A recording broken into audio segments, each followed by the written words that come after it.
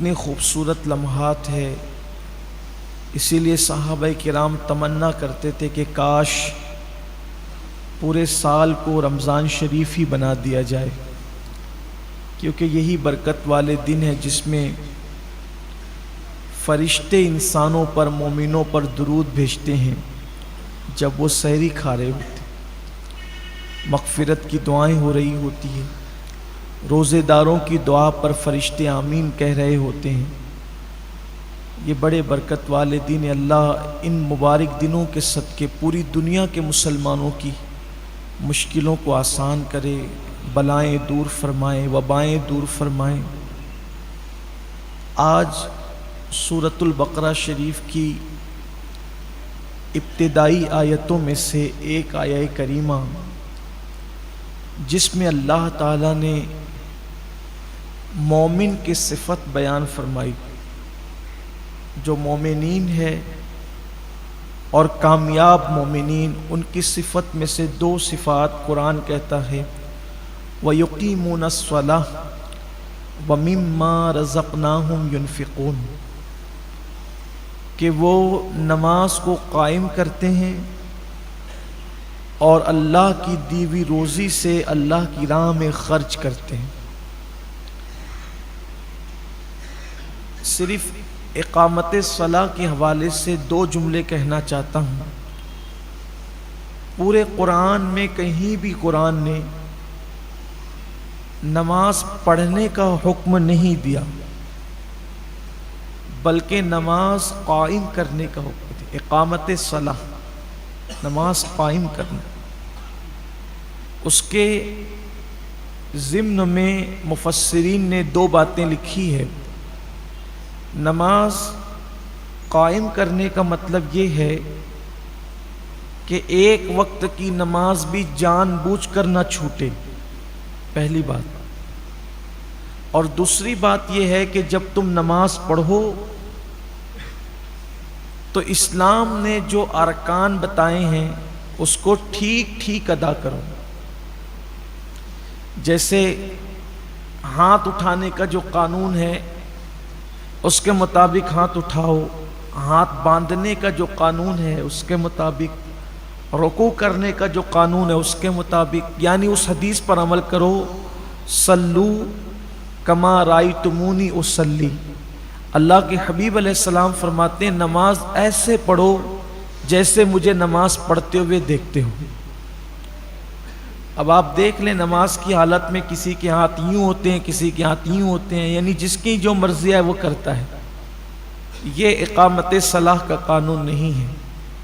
اپنی مرضی نہیں. نماز سیکھیے اور سیکھ کر پڑھیے. میں نے تفسیر قرآن میں پہلے ہی دن کہا تھا، جو روزانہ ہمارے یہاں ہوتی ہے تراویح کے بعد، کہ کم سے کم گھنٹہ ڈیڑھ گھنٹہ نکال کر کسی اچھے عالم دین کے پاس یا کسی معلومات والے مبلغ کے پاس تھوڑا سا بیٹھ کر نماز سیکھ لیں. ظاہری ارکان کیا ہیں؟ تو اقامت صلاۃ کا پہلا مطلب، پہلا قول اس پر جان بوجھ کر بھی ایک وقت کی نماز نہ چھوڑی جائے. نمبر دو، تمام ارکان کو صحیح ادا کیا جائے.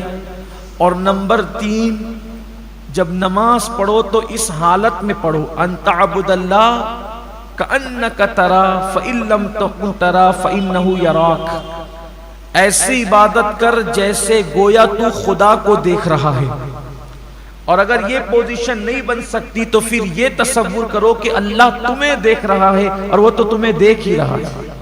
یعنی اس تصور کے ساتھ نماز پڑھنا کہ اللہ مجھے دیکھ رہا ہے. یہ ہے اقامت صلاح. اب آپ دیکھ لیں کہ ہم میں کتنے لوگ ہیں جن کا یہ حال ہے کہ وہ اقامت صلاح پر عمل کرتے ہیں.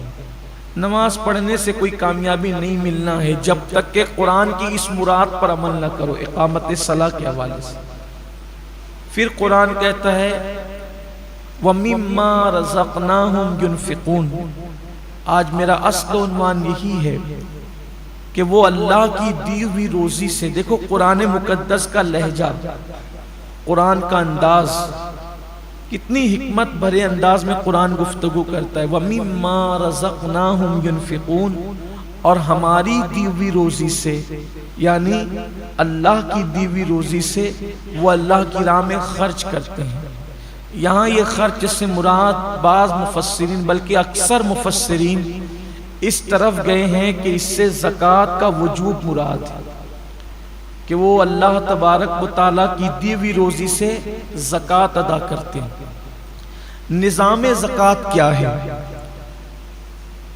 پہلی بات تو قرآن نے غلط فہمی دور کر دی کہ تم اپنے مال سے نہیں دیتے، مال تو تمہارا ہے بھی نہیں، تم خود تمہارے نہیں ہو، ہماری دی ہوئی روزی سے جو ہم نے دیا ہے۔ اسلام میں جب شروع دن تھے، شروع ایام تھے، بڑی سختی تھی۔ دیکھیے حیرت بھی ہوتی ہے اس پر، خوشگوار حیرت ہوتی کہ جن دنوں اسلام قبول کرنا کافروں کی طرف سے بھی سخت اذیتیں، مشکلیں، مصیبتیں، اسلام کا اظہار کرنے پر بھی مارا پیٹا جاتا تھا، اس وقت قوانین بھی سخت تھے۔ شروع دنوں میں، شروع دنوں کے قوانین یہ تھے کہ مسلمان جتنا کمائیں گے تو دن بھر میں اپنی ضرورت پہ وہ جتنا خرچ کر سکتے ہیں کر لیں، باقی جتنے پیسے بچیں گے ان کو بستر پہ جانے سے پہلے وہ سارے پیسے اللہ کی راہ میں تقسیم کر دینا ہے، یعنی وہ جمع نہیں کر سکتے تھے۔ اسی لیے جو شروع دن کے مسلمان ہیں ان کی بڑی اہمیت ہے، سابقون الاولون، ان کا ثواب بھی سب سے الگ ہے، بلکہ اور صحابہ بھی ثواب میں ان کے برابر نہیں ہے۔ جو بعد میں آئے وہ بھی صحابی ہے، جنہوں نے شروع میں کلمہ پڑھا وہ بھی صحابی ہے، جو فتح مکہ کے بعد آئے وہ بھی صحابی ہے، دونوں قابل احترام ہیں۔ لیکن یہ جو سابقون الاولون ہیں ان کا مٹھی بھر جو خیرات کرنا اور فتح مکہ کے بعد آنے والوں کا احد پہاڑ کے برابر سونا خیرات کرنا، دونوں برابر نہیں۔ اب آپ سوچ سکتے ہیں، ہے دونوں صحابی، ہے دونوں صحابی۔ اصل میں یہ حدیث جو آئی ہے نا کہ میرے صحابی کا مٹھی بھر جو خیرات کرنا اور تمہارا احد پہاڑ کے برابر سونا خیرات کرنا دونوں برابر، ہوا یہ تھا کہ ایک صاحب نے جو فتح مکہ کے بعد ایمان لائے تھے، انہوں نے کسی پہلے ایمان لانے والے صحابی کو کچھ کہہ دیا تھا، ان کا دل دکھ گیا تھا، تو اس پر یہ حدیث اللہ کے رسول علیہ السلام نے بیان فرمائی۔ یعنی صحابہ میں بھی درجے ہیں، ہمارے لیے تو وہ صحابی بھی قابل احترام ہے جس نے ایک جھلک حضور کو دیکھ لیا، بس ہم جو ہے وہ معاذ اللہ کوئی تقابل نہیں کر رہے ہیں، صرف بتا رہے ہیں کہ پہلے دن ایمان لانے والوں کی سابقون الاول، اسی لیے وہ جنت میں بھی پہلے جائیں گے، وہ جنت میں بھی پہلے جائیں گے، اور ان کی بہت بڑی شان ہے جو پہلے۔ اس کی وجہ یہ ہے، ایک تو کافروں کی تکلیفیں انہوں نے جھیلی، پھر اسلام کے نام پہ اس وقت خرچہ کیا کہ جب اسلام کا نام لینے کے لیے وہ لوگ ڈرتے تھے، وہ سابقون الاولون ہیں۔ تو اس وقت کے حالات یہ تھے کہ پیسہ نہیں جمع کر سکتے تھے،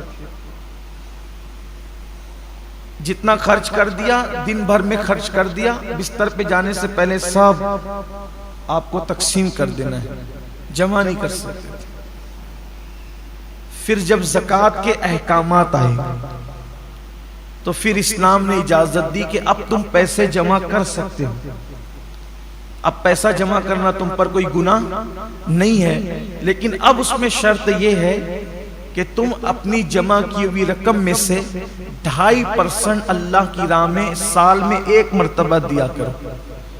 پھر اس کے مصارف بتائے گئے کہ یہ ان راستوں میں کم و بیش 7 طبقے قرآن مقدس نے بیان فرمائے ہیں کہ ان راستوں میں تمہیں خرچ کرنا ہے، جن میں سے بہت سارے طبقات ہیں جو ہندوستان میں پائے نہیں جاتے، تو اس کی تفصیل آگے ہم آپ کے سامنے پیش کریں گے۔